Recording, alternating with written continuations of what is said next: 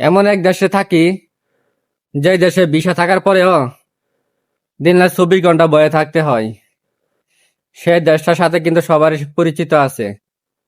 এটা হলো মালয়েশিয়া।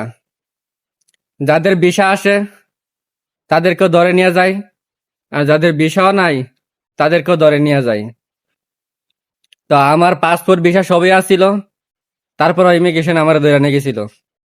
আমি তাদেরকে ভিসা দেখাই, পাসপোর্ট দেখাই, কিন্তু তারা আমার পাসপোর্ট ভিসা দেখে না। তারা বলে তোর কাছে, তোর পাসপোর্ট তোর কাছেই রাখ। পরবর্তী আমার ধরে নিয়ে যায় থানায়।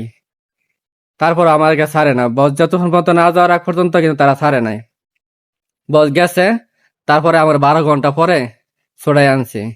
তারপর আমার 2000 রিঙ্গিত জরিমানা দিতে হয়েছে। এটা হলো মালয়েশিয়া। তাদের ভিসা থাকার পরেও 2000 রিঙ্গিত দিয়ে সাইরা ছুটে আসতে হয়।